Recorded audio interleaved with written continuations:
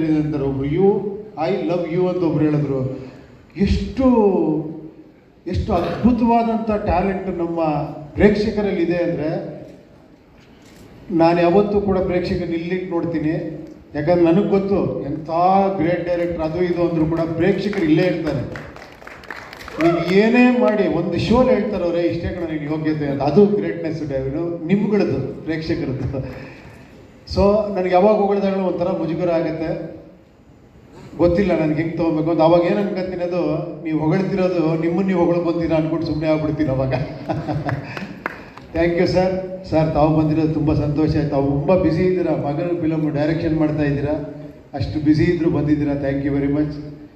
ಅದು ಏನಂದ್ರೆ ನೀವು ಏನು ಮಾತಾಡ್ತೀನೋ ಅಂತ ಗೊತ್ತಾಗಲ್ಲ, ಏನು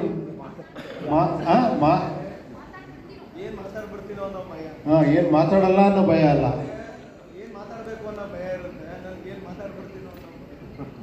ಬಾ ಬಾ ಬಾ ಬಾ ಇದು ಈ ಫೋಬಿಯಾ ಇದ್ರೆ ಒಳ್ಳೇದು, ಅದಕ್ಕೆ ಅಷ್ಟು ಚೆನ್ನಾಗಿ ಮಾತಾಡ್ತೀರ ನೀವು.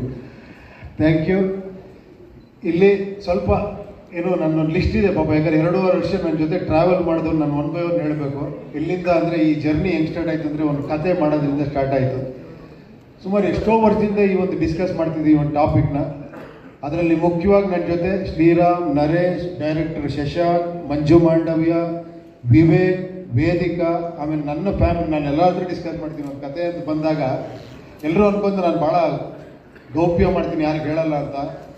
ನಾನು ಎಷ್ಟು ಕತೆ ಎಷ್ಟು ಜನಕ್ಕೆ ಹೇಳ್ತೀನಿ ಅಂದರೆ, ಒಂದು 3 ತಿಂಗಳು ಬಿಟ್ಬಿಟ್ಟು ಅವ್ನು ಯಾರು ಸಿಕ್ಕಿದಾಗ ಕತೆ ಹೇಳಕ್ಕೆ ಹೋದರೆ, ನನಗೆ ಆಲ್ರೆಡಿ ಹೇಳಿದ್ಯಪ್ಪ ನಿಮ್ಗೆ ಬರ್ತಿರ್ತದೆ. ಆ ಥರ ತುಂಬ ಸತಿ ಆಗಿದೆ ನನಗೆ. ನಾನು ಅಷ್ಟು ಎಲ್ಲರ ಹತ್ರ ಡಿಸ್ಕಸ್ ಮಾಡ್ತೀನಿ.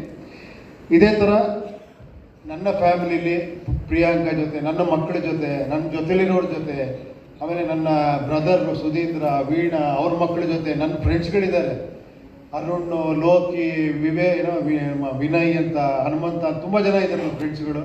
ಅವ್ರ ಫ್ಯಾಮಿಲಿ ಜೊತೆ, ಅವ್ರ ಮಕ್ಕಳ ಜೊತೆ ಎಲ್ಲ ಮಾತಾಡ್ತೀನಿ ಸಬ್ಜೆಕ್ಟ್ ಬಗ್ಗೆ.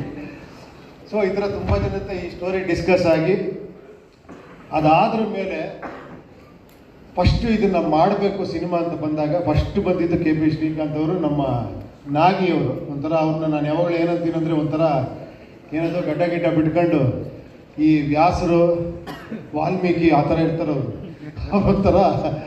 ಒಂಥರ ಭಾಳ ಜ್ಞಾನ ಭಂಡಾರದ ಥರ ಪಟ ಅಂತ ಹೇಳ್ಬಿಡ್ತೇನೆ, ಅನ್ಸಿದ್ರೆ ಮುಖದ ಮೇಲೆ ನೋಡಿದಂಗೆ ಹೇಳ್ಬಿಡ್ತಾರೆ. ಫಸ್ಟ್ ಬಂದಾಗ ಇದನ್ನು ಮಾಡಿದಾಗ ಅದೇ ಥರ ಮನೋಹರ್ ಎಂಟ್ರಾದರು. ಮನೋಹರ್ ಎಂಟ್ರಾಗ್ತಿದ್ದಂಗೆ ಒಂದು ದೊಡ್ಡ ಶಕ್ತಿ ಬಂತು ನಮಗೆ.